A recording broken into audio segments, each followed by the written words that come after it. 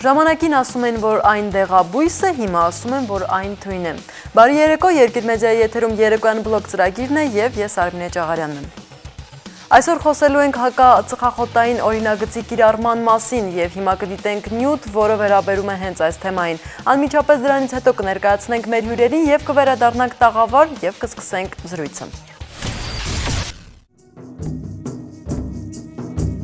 Ըստ պատմական աղբյուրների ծխախոտաբույսի մշակումը սկսել է մեր թվարկությունից 6000 տարի առաջ կենտրոնական Ամերիկայում եւ միայն 5000 տարի անց մայաները սկսեցին ծամել եւ ծխել ծխախոտաբույսերը։ Հիվանդների եւ վիրավորների վերքերը մշակելու համար մայաներն օգտագործում էին ծխախոտաբույսի տերևներից եւ դեղաբույսերից պատրաստված քսուկ։ Երբ մայաները տեղահանվեցին եւ վերաբնակեցվեցին, նրանք իրենց հետ տարան թանկարժեք ծխախոտաբույսն ու դեղաբույսերը, նպաստելով ծխախոտաբույսի տարածմանը։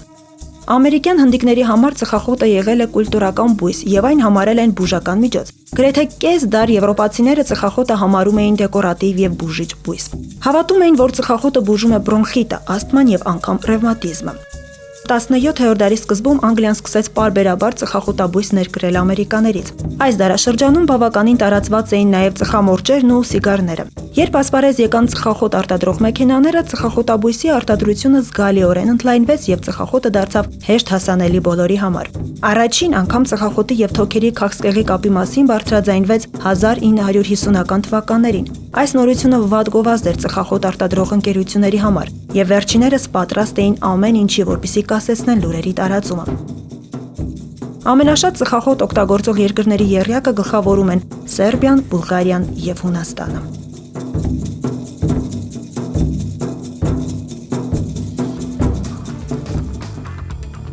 Հրաչյա Գասպարյան, ռեժիսոր, դեռևս 1974 թվականից դասավանդում է Երևանի թատրոնի եւ կինոյի ինստիտուտում։ 1992 թվականից Հրաչյա Գասպարյանն աշխատում է Երևանի համազգային թատրոնում որպես բեմադրիչ։ 2010 թվականին արժանացել է Հայաստանի թատերական գործիչների միության արտավազդ մրցանակի Անտոն Չեխովի հոբելյան ներկայացման համար։ Արժանացել է Հայաստանի Հանրապետության արվեստի վաստակավոր գործչի եւ 2011 թվականին Հայաստանի Հանրապետության ժողովրդական արտիստի կոչման։ Նա իր խոսքով ավելի քան 48 տարի ծխում է եւ հակածխախոտային շարժման մասնակիցներին խորհուրդ տալիս ոչ թե արդեն երկար տարիներ ծխող մարդկանց կոչ անել, որ չծխեն, այլ երիտասարդներին։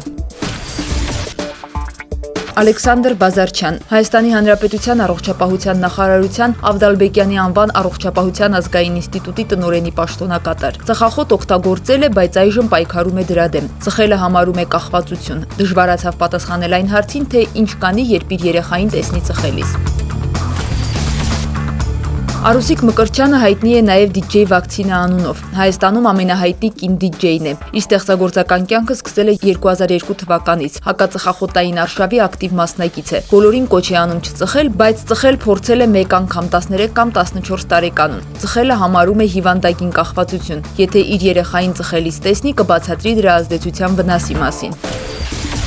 Մանիկ Գեմելյանը բժիշկ, գաստրոենտերոլոգ է Արմենիա հանրապետական բժշկական կենտրոնում եւ դասավանդում է Երևանի պետական բժշկական համալսարանում։ Ստացել է հանրային առողջապահության մասնագետի կոչում Ամերիկայի Միացյալ Նահանգներում։ Մասնակցել է մի շարք հակածխախոտային ծրագրերի։ Վերջինը Հայաստանի երիտասարդական հիմնադրամի կողմից իրականացվող Հայաստանի Հանրապետության նախագահի կողմից տրամադրվող դրամաշնորհային ծրագրի շրջանակում։ Երբևէ ծխախոտ չի օգտագործել, անգամ մտքով նման բան չի անցել։ Ծխելը համարում է հիվանդագին կախվածություն։ Կարծես թե ծանոթական այսպիսի մեր նյութը դիտեցինք եւ որտեղ նկարագրված էր, որ իսկապես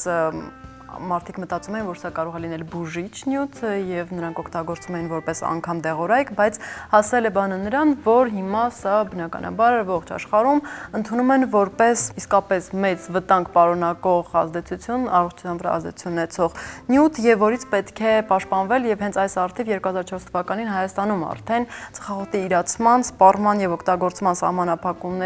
սահմանափակումների մասին օրենք ընդունվեց, որի մասին էլ կխնդրեմ, որ պարոն Բազարչյանը մի քիչ մանրամասնի եւ ասի արդյոք դե ֆակտո այն գործում է Հայաստանում։ Իրականում ծխախոտի հետ կապված հիմնախնդիրը ինքը համաշխարհային գլոբալ խնդիր է, գլոբալ առողջապահության խնդիր է եւ միակ թեման, միակ խնդիրը առողջապահական, որի շուրջ երկրները մշակել են կոնվենցիա, այսինքն միջազգային պայմանագիր, դա հենց ծխախոտն է։ Եվ 170 երկիր, Համաշխարհային առողջապահության կազմակերպության անդամ երկիր, դա նշանակում է ՄԱԿ-ի անդամ երկրներ, այդ թվում վավերացրել են այդ կոնվենցիան եւ հանդիսանում են պաշտոնական կողմ այդ կոնվենցիայի։ Ուրեմն դուք պատկերացնում եք, թե իրականում ինչ գիտական հիմնավորումներ այդ ամենի տակը կային, ինչքան հետազոտություններ կան եւ այդ ամենը բերեց քաղաքական նմանատիպ փաստաթղթի մշակմանը։ Եվ 2004 թվականին իրականում ոչ միայն այդ օրենքը ընդունվեց, այլ նաեւ Հայաստանը միացավ այդ կոնվենցիային։ Միացավ այդ կոնվենցիային, կոնվենցիան ուժի մեջ եղավ եւ մշակվեց այդ օրենքը։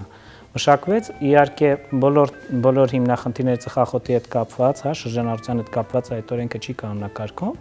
Այդ օրենքը կանոնակարգում է ծխախոտի տուփերի փաթեթավորման հարցը, այդ օրենքը կանոնակարգում է որոշ չափով հովանավորչության խնդիրը, վաճառքի կետերի սահմանափակումները, որտեղ դեռահասների վաճառքը եւ այլն, եւ սահմանափակում է ծխախոտի օգտագործումը հասարակական վայրերում։ Կան կետեր այդ օրենքում, որ շատ լավ են կիրառվում, օրինակ ծխախոտի տուփի փաթեթավորումը եւ մեծ տարատեսակով, այսինքն իրականում 30%-ը եւ շատ երկրներ արդեն դրանից են անցել արդեն, այնտեղ ադրում են նկարներ, շատ երկրներ plain packaging տարբերակն են կիրառում, որտեղ ոչ մի բան չի գրվում, բացի բրենդի անունից եւ առողջապահական զգուշացումից, նույնիսկ գույն չկա։ Այն ինչ որ անվանում են brand specific գույն, նույնիսկ դա չեն կիրառում, մասնավորապես Ավստրալիայում այդ արդեն կիրառվում, անգլոսաքսոն երկրներն են դրան անցնում, Մեծ Բրիտանիայում է քննարկվում դա կիրառման խնդիրը։ Ինչևից է, մեր մոտ իրականում հիմնախնդիրը հասարակական վայրերում ծխելու սահմանափակումներն են։ Եթե ինչ որ չափով բժշկական հաստատություններում եւ կրթական հաստատություններում այդ օրենքը գործում է, հասարակական վայրերում դժվար է իրականացում, չնայած վերջերս նույնիսկ ռեստորաններում տեսնում ենք ծխող-չծխողների սրահներ, բայց դա չի այն ինչ ժամանակակից աշխարհում կիրառվում է, հա։ Մենք գիտենք, որ մեծ մասում եվրոպական երկրների կամ լատինամերիկյան երկրների անգամ անգլոսաքսոն երկրների հասարակական վայրերում, այնքան ռեստորաններում ծխախոտը 100%-ով արգելված է եւ այլն։ Համենայն դեպս մեզ մոտ ես կխնդրեի, որպեսզի նաև Արուսիկը միանա զրույցին, գիտեմ, որ բավականին այսպես ակտիվ գործունեություն եք ծավալում այս ոլորտում եւ հակածխախոտային դիրքորոշում ունեք, հասարակության մեջ բնականաբար այս օրենքներին դուք այդ ծանոթ եք, կիրառվում է, այսինքն օրենքը գրված է, որքանով է կիրառվում եւ ինչն է պատճառը։ Պարոն Բազարչյանը նշեց, որ օրինակ սրճարաններում հակածխողների եւ չծխողների համար կա, բայց մենք բոլորս է գիտենք, որ բոլոր տեղերում չի, ես ասի ուղղակի որոշակի տեղերում կան, բայց մենք բոլորս է գիտենք, որ այդ տեղերում է այսպես ուղղակի գրված է չծխողներ եւ ծխողներ որևէ բան չկա, այսինքն ծուխը միևնույնն է հասնում է։ Եկեք ռեալ խոսենք։ Ինչպես նշեց պարոն Բազարչյանը, կան օրենքի մեջ հատվածներ, որ իրականում հասարակության մեջ չկա, գոյություն չունի, դա չի կիրառվում եւ ցավոք սրտի որ դեռևս այդ փուլում ենք եւ հույսով եմ, որ տարիների ընթացքում թե օրենքը կխստանա եւ արդեն կիրառում է, հա, պրակտիկորեն մենք ունենանք այն, ինչը որ կարծում եմ, որ շատ-շատերն են ցանկանում հասարակության մեջ իրականում չկա այդ պաշտպանվածությունը, չծխողների պաշտպանվածությունը, այսինքն եթե դու չծխող ես, քո իրավունքները մեկ է անպաշտպան են, եթե դու գտնվում ես ինչ-որ հասարակական վայրում կամ տրանսպորտում։ Այսինքն չկա հարգանք չծխողի հանդեպ եւ չկա հարգանք նրա առողջության եւ նրա ցանկության հանդեպ, որ լինի առողջ եւ այդ ծուխը չշնչի, որովհետեւ ես ընդհանրապես երբեք չեմ ծխել եւ միշտ դեմ եմ ծխելուն եղել եւ քարոզչություն եմ վարել, այսինքն էգոիստաբար միայն իմ անձի մասին չեմ մտածում, այլ նաև ամբողջ հասարակության եւ փորձում ենք ամեն մեկս, թե պարոն Բազարչյանը իր պաշտոնից, թե կարծում եմ շատ-շատերը որպես հասարակական ակտիվ գործիչ եւ այս դեպքում մեր աշխատանքը ինչ որտեղ թերի է մնում, որովհետեւ թերի է դառնում, որովհետեւ իրականում կան այդ բացերը, որոնք որ պետք է լրացվեն եւ մարդը, ով որ չի ծխում, ինքը պետք է հասկանա, որ ինքը իրավունք ունի մնալ առողջ, չծխել որևիցե այլ ծխողի, ով չի հարգում իր առողջությունը եւ պարզապես պահի այդ կանոնը, այսինքն եթե ինչ-որ մեկը բացում է ինչ-որ նոր ռեստորան կամ կաֆե, հասկանա, որ ինքը պետք է ապահովի այդ օրենքով սահմանված պարտականությունը, այսինքն որ բացի հեն չծխողների, որովհետև մենք նստում ենք չծխողների հատվածում եւ ծխում ենք այն ծուխը, ոչ թե ծխում ենք, այլ շնչում ենք, որը մի մետր հետո ծխողների հատվածն է արդեն։ Էլ չեմ խոսում տրանսպորտի մասին, որ ոչ մեկ չի հարգում, այսինքն թե դա լինի երթուղային տաքսու, թե ինչ որ տաքսի հենց լինի, թե պարզապես ընկերական շրջապատում մարդիկ չեն հասկանում, որ եթե դու չծխող ես, ապա դա նշանակում որ դու չես ուզում ծխել, հա։ Կարծում եմ հասարակության գիտակցության մասին իսկապես որոշակի որակումներ է անգամ տալիս, որին մենք կանդրադառնանք, նշեցինք նաև, որ կրթական հաստատություններում, ինչպես նաև մշակութային հաստատություններում ծխել չի թույլատրվում, օրենքը դա է ասում։ Պարոն Գասպարյան, կխնդրեմ, որ նաև դուք միանաք մեր զրույցին, բնականաբար լինելով արվեստի գործիչ, ստեղծագործող մարդ, ինքներդ էլ գիտեմ, որ ծխում եք եւ նաեւ կյանքի բերումով, այսպես նաեւ հաշվի ենք առնում այն, որ դուք անմիջական կապ եք ունեցել ուսանողների հետ, որոնք եւ կրթական հաստատությունում եք աշխատել։ Ծխել են, թե չեն ծխել այնտեղ։ Չէ, ասենք թե շատ հաճախ ինստիտուտի մեջ ասենք թե չի թույլատրում եւ դա ճիշտ է։ Եվ ավելին ասեմ, ես ինքս եմ դեմ 48 տարի ծխում եմ, բայց ես դեմ եմ, որ այդ երիտասարդությունը ծխի։ Եթե կարողանա դիմակայել այսօր եւ վաղը չծխի, իհարկե դա եւս մի առօր սերունդ կարող է լինի, բայց հարցը ինձ թվում է մենք փոքրացնում ենք, մանրացնում ենք։ Դուք ամուսնացած եք, ներեցեք, հա, դա հանկարծ սիրարվեք ծխող մարդու։ Չէ, երբեք չեմ սիրարվի։ Անհարմար կլինի։ Իհարկե չեք սիրարվի։ Հա, ինչ է ուզում ասել։ Պրոբլեմները շատ ավելի մեծ են, քան թե ծխելու պրոբլեմը։ Գիտեք ինչ է, այն բանա ֆոկուսնիկների նման են հիմա աշխատանքը գնում, էլի։ Ասում են չծխեք, չծխեք։ Բայց այդ զավոդները, բայց այդ փոշին Լմե հա դուք մտեք Ղափանի այդ կողքերը, այն գետը մտեք, որը մարդիկ գետի ձուկ են ուտում։ Դա ամբողջ Մենդելեևի տաբլիցան այդ ջրի մեջ է։ Այդ կողքի գյուղերը այդ դրանով են շնչում, ամառ ձմեռ։ Դա տաքսիչնի ամենամեծ տաքսիկական այդ բանը լիճը տեղը։ Այնտեղ ապրում են 100,000 մարդ։ Բայց մենք հանկարծ չծխես, գյուղում չծխես հանկարծ։ Պրոբլեմներ կա, որը պետք է լուծվեն, նոր անցնենք այս պրոբլեմներին։ Այս պրոբլեմը գիտեք ոնց պետք է լուծվի։ Փոքր ժամանակվանից երեխային պետք է դաստիարակել եւ այդքան ուժ ունեցի այդ երեխայի մոտ մի ծխի։ Դուք ասում եք, հա, հարգել նրանց չեման։ Դուք էլ մեր հարգեք, կներեք։ Կարող է ես անասուն եմ։ Եթե ես ծխող եմ, ես անասուն եմ, ես էլ եմ մարդ։ Ուրեմն ես էլ իրավունք մի րոպե, ես էլ իրավունք ունեմ, դուք կարողացեք իմ իրավունքներն էլ պաշտպանելու։ Եվ ասեք, գիտեք ինչ է, ոչ թե խոզի նման գցեք այն անկյունը, որտեղ խեղդվելով բոլորը ծխում են, որտեղ ծխող մարդիկ են։ Հա, անասունի նման հավաքում եք ընդ, ասում եք, այ թե ծխի, ուրախանում եք, չէ։ Դուք ստեղծեք այն միջավայրը, որ մարդը կգնա, կծխի, դու կգաք ու այդ կնստի եւ չի ծխի։ Եթե նա քեզ հարգում է։ Հասկանք, դու այս պրոբլեմը լուծելու խնդիր ունի։ Ասա ինչի որ մենք ասում ենք, այ չի կարելի է վերջանգար չծխես։ Հիմիջալոց ինչքան մարգելում եք, այդքան վատ է։ Այսօր իմ թոռս ասում է, որ 13-14 տարեկան տղաները ծխում են, ինչի։ Ինչ է եղել, այդ սրա մասին պետք է մտածենք։ Մենք պետք է մտածենք ոչ թե այն մարդկանց մասին, որոնք արդեն 48 տարի ծխում են, հա, այլ մտածենք այն մարդկանց, որ պետք է այսօր չծխեն։ Եվ այդ զզվելի բաները չանեն, միջած Եվրոպայում որ նայում ես, դրանից ավելի շուտ կարելի է ռակ ստանալ, քան թե ծխելուց։ Դուք տեսել եք ինչ բաներ են, նկարներ են նկարում, ստեղից ռակը դուրս է եկել, ստեղից դուրս է եկել։ Մեր Երևանյան փողոցներում էլ կան։ Արդեն կան, absolute չեմ տեսել։ Դա ամենազզվելի բանն է։ Դա ստրես է բերում, իսկ դուք գիտեք, որպես բժիշկներ ստրեսն է ավելի շուտ ռակը առաջացնում, քան թե նիկոտինը։ Եվ այսօրվա դրությամբ ինձ ոչ մեկը չի կարող համոզի։ Ոչ մի գիտական աշխատանք չկա, որ դեղ ապացուցված լինի նիկոտինը ռակ է բերում։ Ճիշտ եք ասում։ Այդտենց չկա։ Ուրեմն ասեմ, իրավացի է նիկոտինը չի ռակ առաջացնում։ Ես մի գաղտնիք բացեմ, չնայած կարծում եմ բժշկագիտության մեջ դա գաղտնիք չի, նիկոտինը չի ռակ առաջացնում, նիկոտինը առաջացնում է կախվածություն։ Նիկոտինը ազդում է անոթների վրա։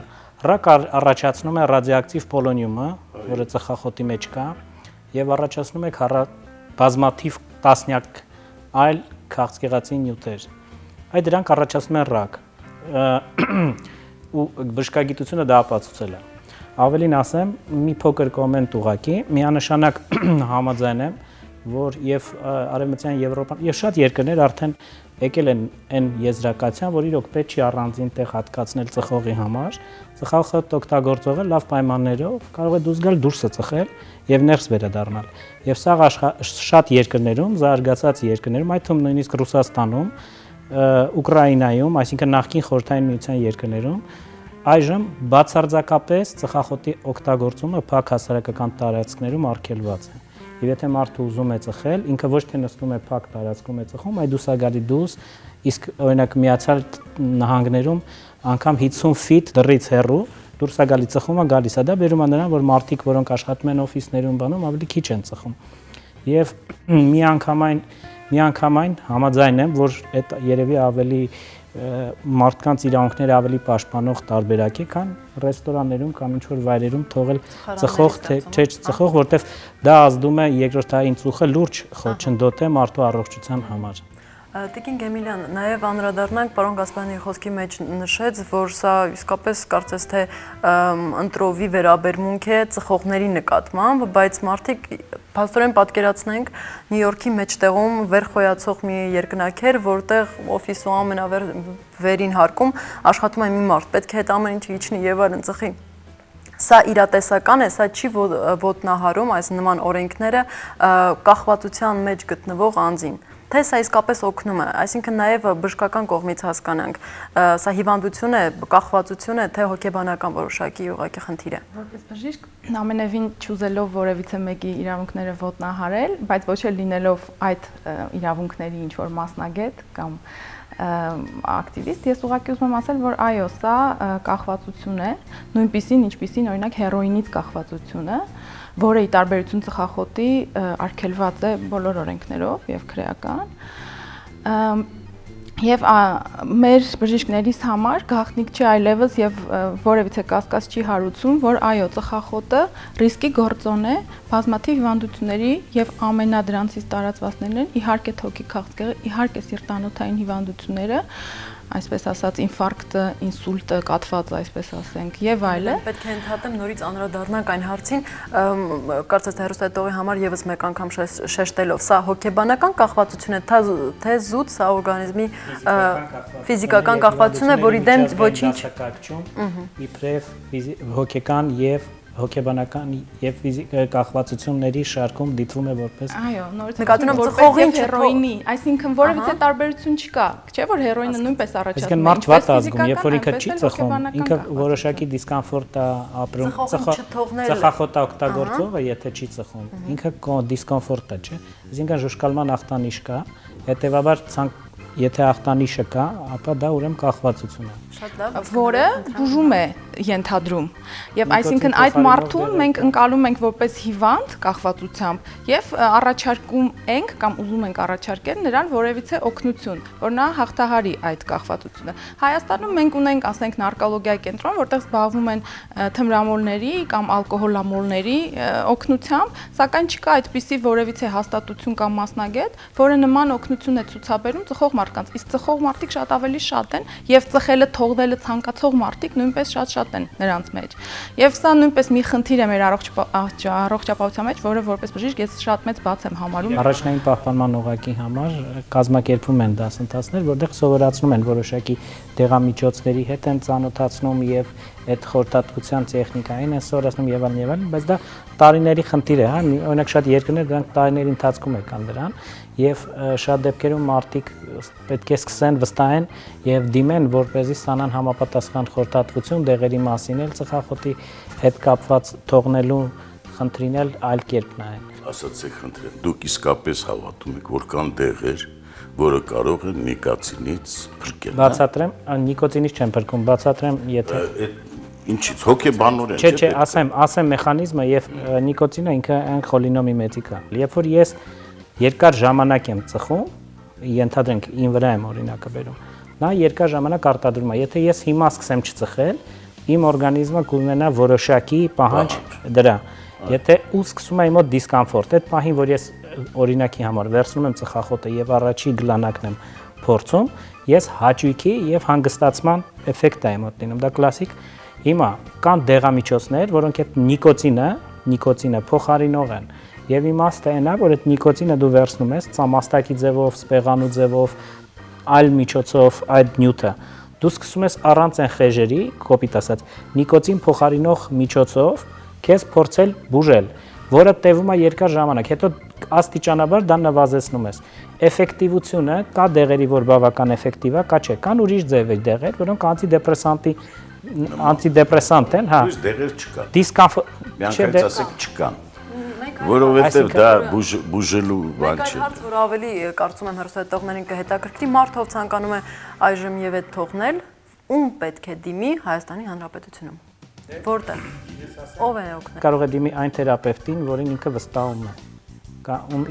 Ինքը սովորաբար ու մոտ ինքը գնում է։ Եվ կարծում եմ մի մասը հաստատ խորհրդատվություն կտա։ Ես հիմա չեմ ուզում ասեմ հիմնարկների անունները, որտեղ կստացվի, որ ես գովազդում եմ ինչ-որ հիմնարկի կամ բժշկի եւ այլն։ Մասնագետները պարզը թե Հա, թերապևտների, կարդիոլոգների, նրանք ով որ իրենց մշտապես նայում են, կարող են դիմել իրենց, եթե ունեն այդպիսի հավա բժիշկ իրենց։ Այս պահին փոքր ինչ-որ միջամտություն անեմ եւ ասեմ, որ շատ իհարկե դեղերը ինչ որտեղ բժիշկների միջամտությունը շատ մեծ նշանակություն ունի եւ շատ կարեւոր է։ Բայց ես գտնում եմ, որ այս խնդիրը ամենակարևոր այս խնդրի լուծման ճանապարհի դա գիտակցելն է, թե ինչ ես դու անում քո սեփական օրգանիզմի եւ առողջության հետ եւ կամքի ուժ ունենալ, որովհետեւ սա նաեւ հոգեբանական խնդիր է, սա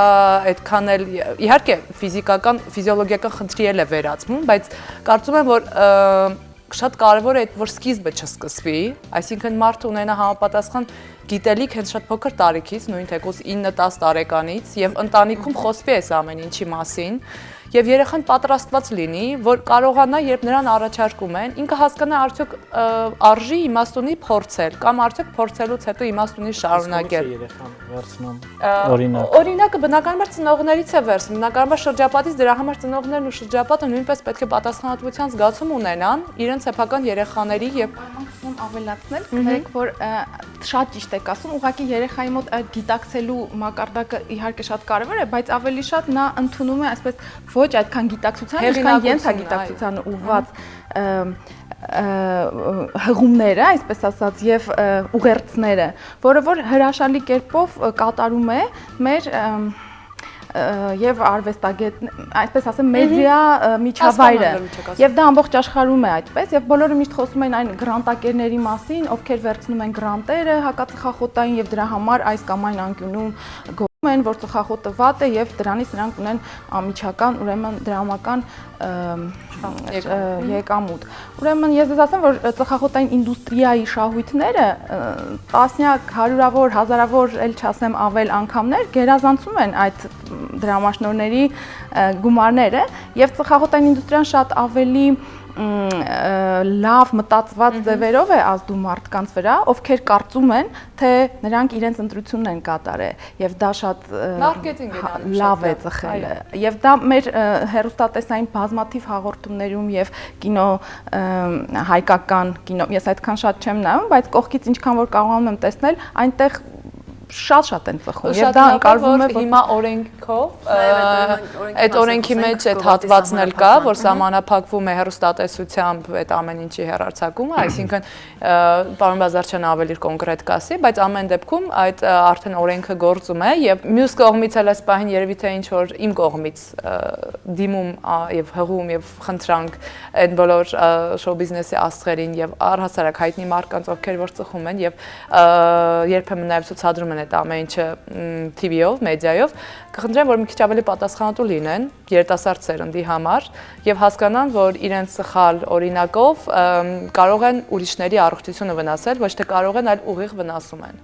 Գովազդի մասին նշեցինք, գովազդի մասին այդ օրենքը սահմանափակում է հեռուստատեսությամբ ցուցադրվող որևէ տեսարան, այո, իսկ ինչ կասեք նաև on-line բնականաբար բազմաթիվ այսպես գովազդների մասին, որովհետև կարծես թե սա պաշտպանված է, թե ոչ, երեխան փաստորեն կարող է մտնել on-line նկատի ունեք on-line խանութները, ոչ, համացանցները, համացանցում իրականում տեղական կայքերում իմ գոլեգաները անում են media clipping-ը, նայում ենք եւ համացանցում հայկական կամ ինչ-որ գովազդ կոնկրետ հասարակ կայքերում լրատվական կամ եսիմինչ ես չեմ տեսել սպորտային կամ ինչ-որ քաղաքականություն մեկնաբան ինչ-որ նմանատիպ կայքերում ես ծխախոտային գովազդ չեմ նկատել ծխախոտի պատկեր կարելի է տեսնել խանութների սայթերում որտեղ իրենք վաճառում են, որպես վաճառքի ապրանք, գովազդ իրականում գովազդը էլեկտրոնային ԶԼՄ-ներով արգելված է։ Ահա։ Եվ գովազդ եթե դուք տեսնում եք, էլեկտրոնային ԶԼՄ-ներում չկա։ Մեր երկրում այս պահին արգելված չի միայն գովազդը վաճառքի կետերում եւ ամսագրերում։ Ընդ որում ամսագրերում է սահմանափակում կա, իսկ վաճառքի կետերում արգելված չի այս պայդրությամբ։ Գիտեք ինչ ամենամեծ գովազդը այդ արգելքն է։ Երբ որ արգելում են մի բան, ամենամեծ գովազդը դա է լինում։ Սակայն արտասահմանյան երկրների փորձը դա չէ վկայում։ Արտասահմանյան երկրների շատ փորձը էֆեկտիվորեն իջել է։ Ինչա Մենք կատարվում։ ծանոթ ենք, որովհետև իրականում ասեմ, որ Հայաստանի վիճակագրությունը ամենաշատ ծխողը գիտեք ով է, այստեղ սխալ ինֆորմացիա։ Իսպանիան է։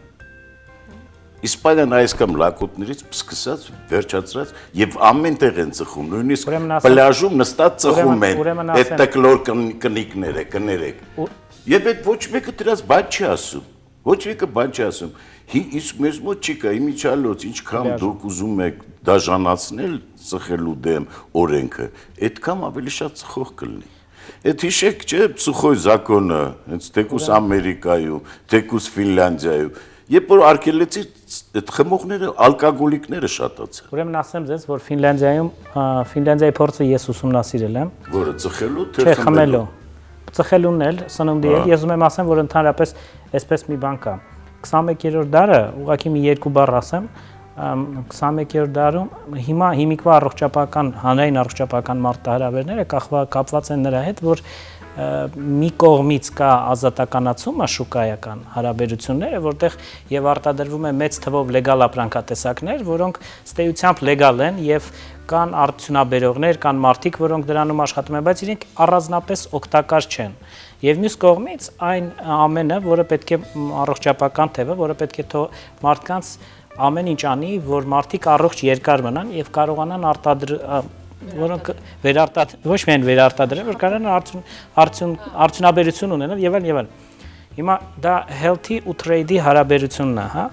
Ուրեմն այս դեպքում ծխախոտային ապրանքատեսակը ինքը ի տարբերություն օրինակ թմրամիջոցների կամ ինքը legal product է, դա 100-ամյա տասնյակ տարիներ արտադրվել է, բայց խոսքը գնում է նրա մասին, որ օրենսդրորեն կամ իրազեկվածությունը բարձրացնելուց կամ այլ մեխանիզմներ կիրառելով սահմանափակել իրենց օգտագործումը եւ իրենց ազդեցությունը մարդու առողջության վրա։ Միգուցե դա արժի անել նաեւ հետագայում կարող է պետք կլինի անել բարձր աղ եւ յուղայնություն պարունակող ապրանքատեսակներ եւ այլն, բայց 21-րդ դարը բերել է նրան, որ մարտահրավերները անցել են ոչ միայն կոնկրետ բուժում առողջապահական հիմնախնդիրները, ոչ միայն բուժելու մեջ են, հա, բուժում 10 բուժես եւ այդ չթողես, որ այս մարդը գլոբալ մակարդակով, որ այս դրական ճանապարհով թուղթ գրելով, կոպիտ ասած, մարդկանց հիվանդությունները կանխարգել ես։ Այսինքն հիմա երբ որ մենք ասում ենք օրենքների խստացման կամ սահմանափակումների, լավ չասեմ խստացման, այս սահմանափակումների ներդնման մասին, ուղղակի խնդիրը նրանում է, որ չթողել, որ այդ ապրանքատեսակները, որոնք լեգալ են այս պայդրությամբ եւ շատ լուրջ առողջապահական ռիսկ են հանդիսանում, իրենց ազդեցությունը մարդու առողջության վրա նվազեցնելն է։ Այդքան բացասական ազդեցությունը։ Ծխախոտը հանդիսանում է լուրջ ռիսկի գործոն, որևիցե մեկը, անգամ ծխախոտային ինդուստրիան դա չի մերժում, չի հերքում, ավելին ինքը ասում է այո, այդպես էլ կա, ինքը լուրջ առողջապահական ռիսկ է։ Հետևաբար Հետևաբար սա սահմանը իսկ այն ինչ որ վերաբերում է օրենքը օգնում է ռեկլամը եւ այլն, դա ավելի շատ տպավորություն կարող է այդպես լինել, բայց երբ որ վիճակագրությանն է անդրադառնում, նույն Ֆինլանդիայի Սուխոյ զակոնի մասին, հա, ապա կարող եք հիմա, որ եղել է Սուխոյ զակոնից հետո այդ կամ ծանոթ է վիճակագրական տվյալների այդ Ֆինլանդիայի, կհասկանա, որ կտեսնի, կպատկերացնի, թե ինչքան դրականներ իրանց մոտ թե Սուխոյ զակոնը, թե այն սահմանափակումները, որոնք հիմա իրանց մոտ կիրառվում են։ Շարունակել եմ մեր զրույցը, ես առաջարկում եմ դիտել տեսանյութ, որը Հանուն կրթության եւ գիտության հասարակական կազմակերպությունը Հայաստանի Հանրապետության նախագահի դրամաշնորհների շրջանում Հայաստանի երիտասարդական հիմնադրամի հետ համատեղ իրականացրել է հակածխախոտային օրենսդրության կիրառման բարելավման ուղղված ծրագիր եւ հենց այս ծրագրի ուսումնասիրությունն էլ ներկայացնում ենք մեր հաջորդ նյութում։ Առողջապահության համաշխարհային կազմակերպության տվյալների համաձայն ամեն 6 վայրկյանը մեկ աշխարհում մեկ մարդ է մահանում ծխելու հետևանքով։ Հետևաբար ծխախոտի պատճառով տարեկան 1.6 միլիոն մարդ է մահանում։ Ըստ կանխատեսումների շտաբ գործողություններ չձեռնարկելու դեպքում մահացությունների թիվը մինչև 2030 թվականը տարեկան կկազմի ավելի քան 8 միլիոն։ Վերջին տարիներին աշխարհի առաջադեմ երկրները ծխելը նվազեցնելու հետևողական պայքար են տանում, ինչը նրանց մոտ հաջողվում է։ Ինչ մեխանիզմներ են կիրառվում Հայաստանում, որքանով են կատարվում հակածխախոտային օրենսդրության պահանջները, որ մարմիններն են լիազորված պահպանելու եւ վերահսկելու ծխախոտի իրացման եւ օգտագործման սահմանափակումները, ով պետք է հայտնաբերի եւ տուգանի օրենքի պահանջը չկատարողներին, ի վերջո ով է պատասխանատու չծխող մարդկանց իրավունքները պաշտպանելու, նրանց ծխից պաշտպանելու համար։ Ծխախոտի վերահսկողության հիմնական մի շարք մոտեցումներ է որդեգրվում, ծխելը սահմանափակելու միջոցով, գովազդների քարոզության արգելքի միջոցով, ծխախոտի արտադրատեսակների գների աճը հարկային քաղաքականության միջոցով, նաև սպառողների տեղեկատվության բարձրացում, պիտակների, նախազգուշացնող պիտակների, ծխախոտի վրա նախազգուշացնող պիտակների փակցները եւ ընդհանրապես որպեսզի արդյունավետ լինի հակածխախոտային օրենսդրությունը, խորհուրդ է տրվում այս բոլոր մոտեցումները միաժամանակ կիրառվեն։ Հայաստանում ծխախոտի իրացման, սպառման եւ օգտագործման սահմանափակումների մասին օրենքը ընդունվել է 2004 թվականին, որի 11-րդ հոդվածի համաձայն ծխելը արգելվում է կրթական, մշակութային, առողջապահական հաստատություններում, քաղաքային տրանսպորտում եւ փոխադրամիջոցներում, այն վայրերում, որտեղ հրդեհի վտանգ կա, ինչպես նաեւ հիմնարկների, կազմակերպությունների, շենքերի տարածքներում, բացառությամբ դրա համար նախատեսված վայրերի։ Բարերում, ռեստորաններում օրենքում նշված է, որ կարող է լինել ծխելու համար հատկացված վայրեր, բայց պարտադիր չէ։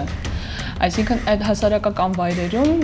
պարտադիր չէ ծխելու համար առանձնացված վայրեր ունենալը։ Այդ իմաստով մենք օրինակ առաջարկում ենք, որ բացարձակ արգելք դրվի եւ սահմանափակվի, ինչպես մի շարք երկրներում դա արվել է, օրինակ Հունաստանում, Թուրքիայում, Իռլանդիայում, Մեծ Բրիտանիայում, Մակեդոնիայում, այստեղ այս երկրներում արգելված է բացարձակապես հասարակական վայրերում ծխելը։ Մեզ մոտ ընդհանրապես չկա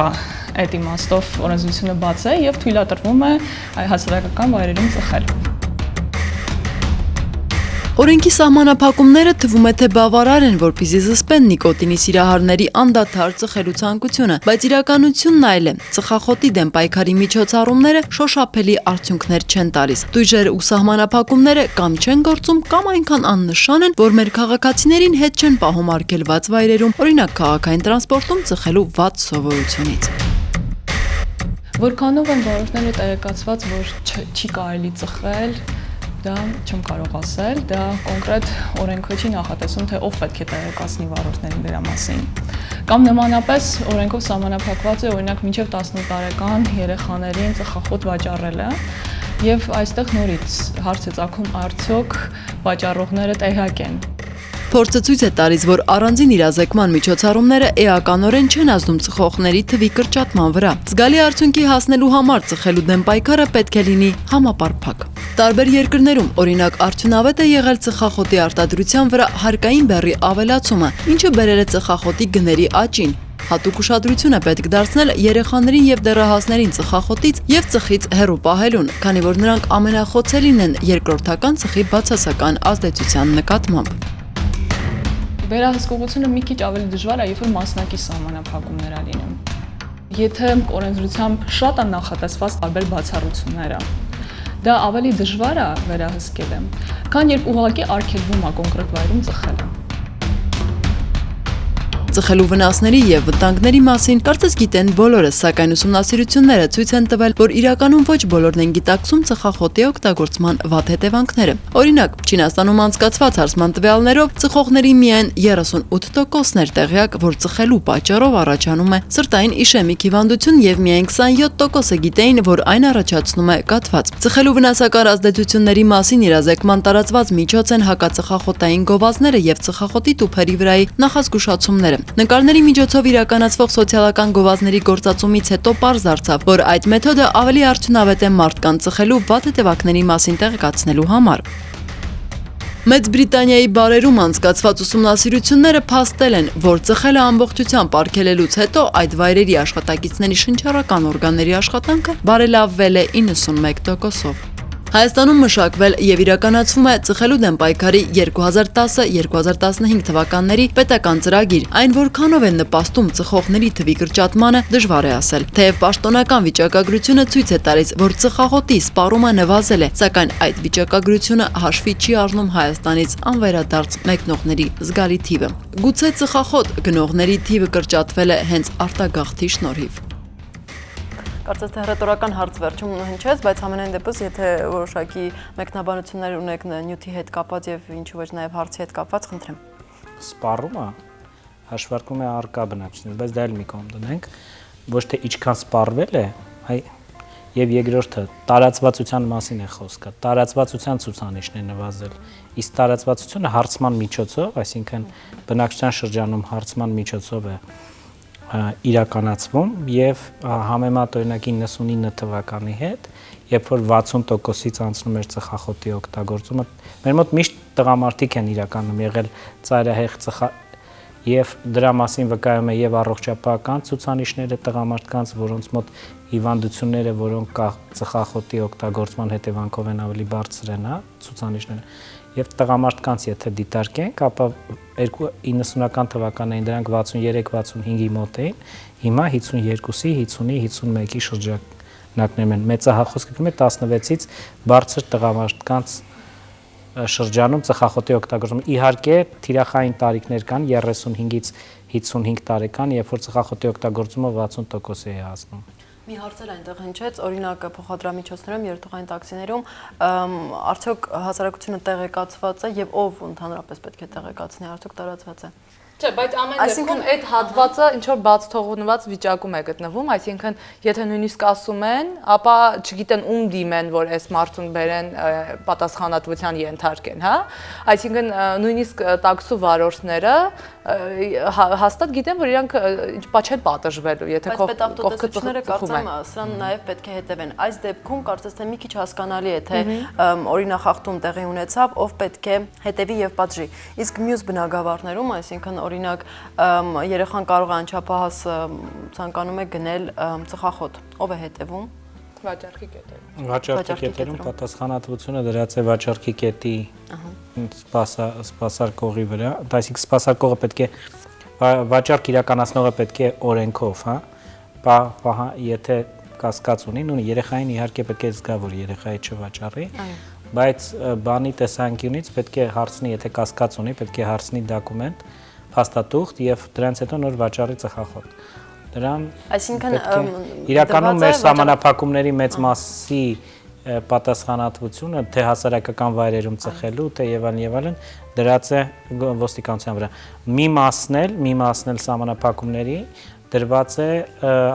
օրինակ փաթեթավորման հետ կապված եւ այլն ծխախոտի տուփի, դա մի ժամանակ էկոնոմիկայի նախարարության վրա, հիմա ֆինանսների նախարարության վրա եւ կա սահմանափակումներ, որոնք դրված են առողջապահության նախարարության վրա, դրանք վերաբերում են հիմնակներում ծխախոտի այդ արգելքի նշանի արկայությանը հուշաստատություններում։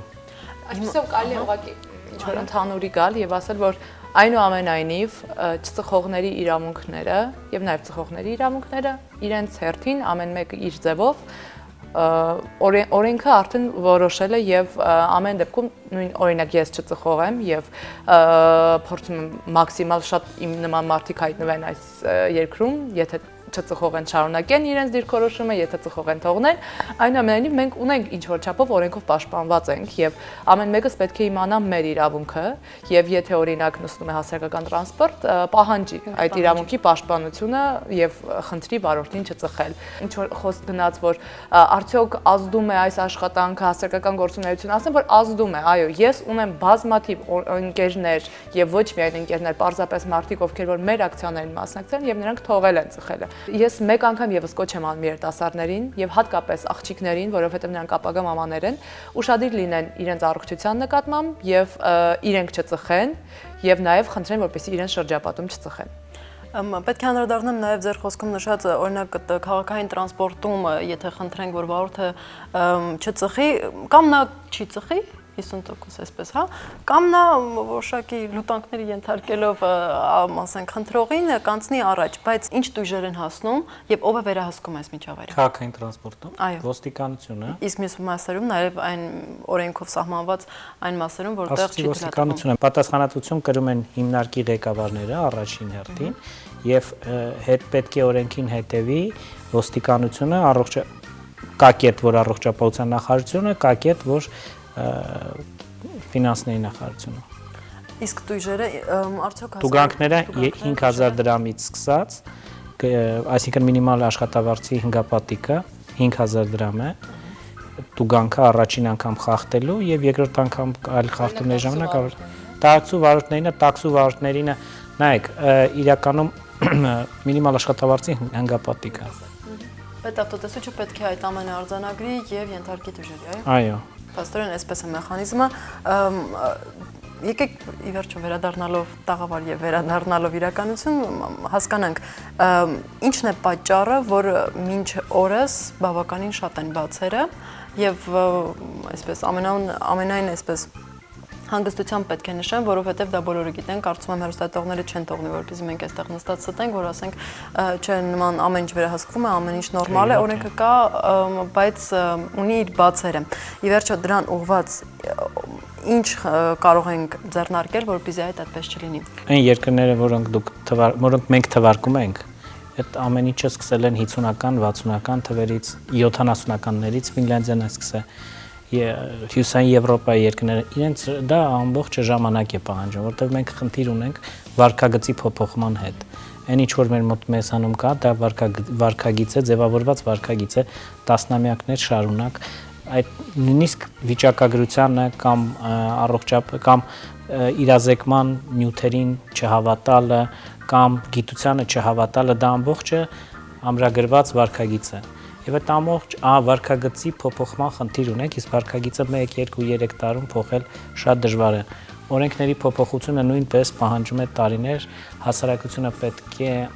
կարողանա այդ օրենքներին ընտելանա, անկալի այդ օրենքների անհրաժեշտությունը եւ այլն եւ այլն։ Ես չեմ ուզում ասեմ, որ պետք չի հիմա կամած սպասենք 10 տարի հետո անենք։ Ուղղակի այդ ամեն ինչը պետք է դրա ամեն ինչի համար պետք է ժամանակ։ Որ այդ ծրագրերը, որոնք իրականացվում են, ոչ պետական, ես նկատի ունեմ հասարակական կազմակերպություն, հիմնական դրանց թերությունը այո նրանում է, որ շատ կարճ են, կարճատև են եւ շատ դժվար է գնահատել դրանց հեռակա ազդեցությունը, սակայն մարդիկ միշտ ուզում են միանգամից տեսնել ազդեցությունը։ Ես մի օրինակ եմ ուզում բերել, որ ասենք օրինակ հայտնի է, որ սիրտանոթային հիվանդությունները դա հետևանք է նաեւ ծխախոտի եւ նաեւ որոշ պաշտոնյաներ այսպես կարծիք են մեզ մոտ արտահայտում, որ շատ թանկ է օրինակ սրտի անոթների ստենտավորումը ինֆարկտի ժամանակ եւ մենք պետք է ամեն ինչ անենք, որ այն դառնա ավելի հասանելի, հատկապես չունեցող խավերին, որովհետեւ ինչ է նշանակում, ուրեմն ծաղկուն տարիքի տղամարդը ինֆարկտից կարող է մահանալ, եթե ժամանակի միջամտություն չլինի, մենք պետք է ձգտենք, որ փակենք պետությունը ինչ որ ապագայում փակի այդ ծախսերը, ուրեմն դա հսկայական ծախսեր են իսկապես եւ իդեպ Հայաստանում շատ ավելի ցածր է այդ արժեքը, քան ցանկացած այլ երկրում, վստահեցնում եմ ձեզ, սակայն նորից մեզանից ավելի զարգացած երկրներում գաղտնիք չէ, որ դրա հսկայական տոկոսը պայմանավորված է ծխելով եւ այլ ոչ առողջ ապրելակերպով եւ նրանք հասկացել են, որ շատ ավելի քիչ ծախսեր անելով այսօր մենք կարող ենք տասնամյակների կտրվածքով զգալիորեն նվազեցնել սիրտանոթային հիվանդություններից մահացությունը եւ ապացուցվել է շատ լավ կատարված գիտականորեն աշխատանքներով, որ օրինակ ԱՄՆ-ում այդ կտրուկ մահացության իջեցումը, որը նրանք ունեցել էին վերջի տասնամյակներում, ոչ թե բուժման մեթոդների այդպես դրամատիկ կատարելագործման մեջ է, որը իրոք իրականացվել այդ ստենտը, սրտային վիրաբուժությունը, դրանք իրոք հրաշքներ է, որ բժշկությունը գործել է վերջին շրջանում, բայց դրանց շնորհիվ հասած իջեցումը մահացության այնքան չնչին տոկոս էր կազմում, իսկ հիմնականը դա այդ նրանց խոլեստերինին երբեմն մի քիչ հիվանդագին հետևելն էր եւ ծխելու իջեցնելը նաեւ։ Այսինքն մենք այո, տարիներ հետո ես էլ եմ հավատում, որ կարող ենք տեսնել նաեւ մեր ազգի առողջության բարելավումը։ Վիճակագրությանը անցնենք, ապա դուք ԱՄՆ-ի օրինակը ասեցիք, ես էլ Մեծ Բրիտանիային ասեմ, որ երբ շատ վառ հակածխախոտային քարոզչություն արվեց եւ մեծ ֆինանսներ ներդրվեց, ապա շատ կարճ ժամանակահատվածում, ամեն դեպքում դա 50 տարվա ժամանակահատված չէր, շատ կարճ ժամանակահատվածում 98% դեպքերը քաղցկեղի, թոքի քաղցկեղի նվազեցին, այսինքն կարող են այդ ստատիստիկան մարդիկ տեսնեն, կարդան եւ իրենց աչքով էլ համոզվեն թվերը տեսնելով, թե ինչպիսի մեծ հրաշքներ կարող է գործել, եթե մարդը գիտակցի, չծխի եւ այնուհետեւ ամբողջ կյանքը առողջ ապրի եւ դրան շատ մեծ օգուտ է տալիս արդեն այդ քարոզչությունը եւ նաեւ որը որ պետականորեն պետք է ինչ որ առումով էլ նաեւ ֆինանսավորվի, որովհետեւ մարդիկ կան, որ իհարկե իրենք էնտուզիազմով են փորձում այդ ամեն ինչը անել, բայց նաեւ պետք է պետությունն էլ ինչ որ չափով մտածի դրա մասին։ Շատ լավ, երևի թե պարոն Գասպարյան դուք եւս միանաք զրույցին եւ ամփոփենք։ Ես գիտեք ինչ է, ես էլ նույնն եմ ասում։ Նախ այդ օրենքը աշխատելու համար պետք է որ մարդը մեր երկրի քաղաքացին հավատա այդ օրենքներին։ Իսկ հավատումը այդ օրենքների մի դեպքում, երբ դա մի կողմանի չի լինում, երբ այսինքն նույն բժշկությունը պետք է հետի, թե ինչ սնունդ է ուտում ես մարդը, ես ինչ է ուտում, ես որտե՞ղ ես կամ կա, թե մարդ կով չկա Հայաստանում, բայց ես կատնա մթերքը առատ գյուղում ժամը 8-ին գյուղացուկ մածունը կատը վերջանում է, ես սրանց անսպառ է, ես ինչ կատնեղեն ենք մենք օգտագործում։ Երբ մի անգամ ես ասեցի, մի 15 տարի առաջ էր ընկերս շատ հայտնի բժիշկ է, իրան ասեցի, որոշել եմ առավոտները վազեմ, ասեց, որտե ես վազում, ասի փողոցով կվազեմ, բանկան, դու աննորմալ չես ասեց, ասեց, ինչ ա եղել, ասում ինչքան տոքսիկան կա, կհավաքես, ասի կգնաս տուն, ասում բաները թոքերդ կմեծանա, այդ սախ բենզինը, ինչ ասես կա դրա մեջ, այդ բենզին չի, չէ, նույնիսկ եթե նույնիսկ բենզին արդեն մեջ ինչ ասես կա, այդ սաղ մետաղները կան, և դու շնչում ես դա, երբ որ մենք, որ իսկապես հավատանք, չէ, ոչ թե գնանք փող տանք և մեզ ասեն, ավայ գնա քշի, դուք այդ առավոտները եղել եք, չէ, տրանսպորտում, այդ ինչ ա կատամ, շուչդ կտրվում ա։ Առանց ծխախոտի անգամ։ Ինչ ծխախոտը, ծխախոտը բանա, ոսվենցեմ ա ինչ ա, հասկամ եք։ Այդ ծխից խեղտվում ես, ուրիշ ճար չկա, պախնելու տեղ չկա, որովհետև այդ մեքենաների կեսը իրավունք չունեն դուրս գալ քաղաք, իրավունք չունեն։ Էլ չեմ ասում, որ տրանսպորտը կանգնացնում են ժամերով, փչանում են բանենան, դրա մասին չի խոսքը, ինչ ենք սնվում, ինչ ենք շնչում, հասկանում եք, այդ ժամանակ շատ լուրջ վերաբերվել ծխելու դեմ։ Տարբերությունն այն է, որ կաթը ձեզանից կախված չէ կամ բենզինը, իսկ ծխելը անձամբ ձեզանից է կախված։ Դա միակ տարբերությունն է եւ ամենալուրջ։ Ես ասեցի առաջի հերթին ասի հավատը որտեղից է գալիս օրենքներին։ Այ եթե որ մարդը սկսում է հավատալ օրենքներին, այդ դեպքում նա կհավատա եւ ծխելու։ Եվ ինձ թվում է այսօր մեր պայքարը պետք է գնա ոչ թե իմ նման արդեն համահանած ծխողներին, այլ նրանք, ովքեր նոր են սկսում։ Եվ դա պետք է անի իսկապես մեծ պայքար։ Իսկապես ամեն ինչ անել, որ նրանք առողջ ապրեն։ Համընդհանուր կարծիքի վերջո հասանք, որ իսկապես հարկավոր է պայքարել, որպեսզի մեր երիտասարդությունը եւ ընդհանրապես հանրությունը լինի պաշտպանված ծխից։ Շնորհակալություն եւս մեկ անգամ հետաքրքիր քննարկման համար, առաջարկում եմ հիմա դիտել, թե ինչ են մտածում մեր քաղաքում քաղաքացիները այս հարցի շուրջ։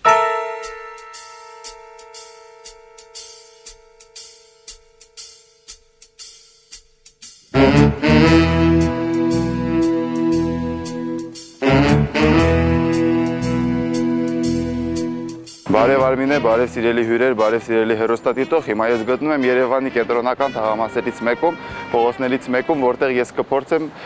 սելֆի ունենալ մեր ծխողների հետ, չծխողների հետ ու եւ հարցնել թե ինչքան են ծախսում ծխելու վրա, ինչքան են գիտակցում ծխախոտի վնասակար լինելը եւ պատրաստում են արդյոք չծխել կամ ինչքան ոնց են բացատրում իրենց ծխելը կամ չծխելը։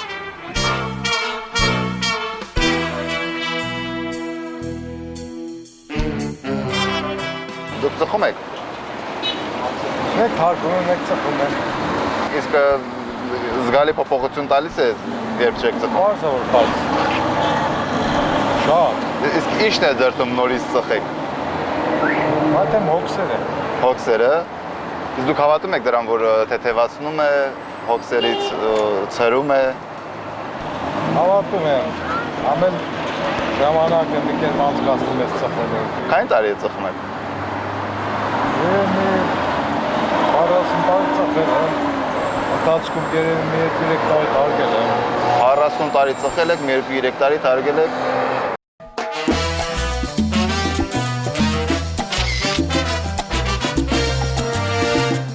Կանգառներում, որ կանգնում եք, ծխում են, չեք կարող սպասեք տրանսպորտին, արդյոք մի ձև արձագանքում եք դրան։ Դժգոհություն։ Ուրիշ ինչ։ Դե բոլորս էլ գիտենք, որ հասարակական տրանսպորտերում վարորդները ծխում են։ Չի կարելի։ Զգուշացնում եք, եթե ծխում եք։ Դուք զգուշացնում եք։ Զգուշացնում եմ, անձամբ զգուշացնում եմ։ Շնորհակալություն ձեզ շատ։ Հասարակական վայրերում, որտեղ որ ձեզ ավելի շատ է վնասում ծուխը, քան ծխողին։ Չեմ մտնում այդ վայրը։ Չեք մտնում այդ վայրը։ Որ խոսքը չլինի, չեմ մտնում այդ վայրը։ Ձեր ընտանիքում ծխողներ կան։ Տանն են ծխում, թե ձեր ընտանիքում չկա։ Մերը կա։ Տանն են ծխում, թե դուրսը։ Խոհանոցում։ Հիմնականում խոհանոցում։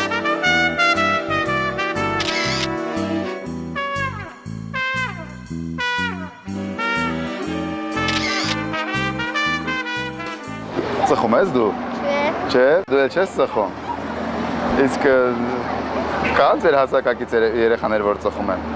Ոչ։ Ձեր դասարան ոչ մեկ չի ծխում, որ մեծանաց ծխելու ես։ Ոչ։ Ով է քեզ ասել, որ չի կարելի ծխել։ Ծխելը վնասակար է։ Հա, իսկ ով է քեզ ասել, որ վնասակար է ծխելը։ Պապաս։ Պապա ծխում է։ Հա։ Դե ուրեմն ինքը հաստատ գիտի, որ վնասակար է, չծխեց, լավ։ Իսկ դպրոցում լինում են, որ գնում եք ու ծուխա, բան չեք կարող։ Ուսուցիչները ծխում են։ Ոչ։ Ուսուցիչները չեն ծխում։ Դու հաստատ չես ծխելու, չէ՞ որ մեծանաս։ Դե նայ, հիմա նկարում են, որ ծխեցի, գալու եմ ասեմ, բախի ես ծխել, լավ է սովորում։ Հա, մալադես։ Ապրես։ Դե սելֆի անենք իրար, սելֆին դես ինչա։ Ապա ոնց չգիտես։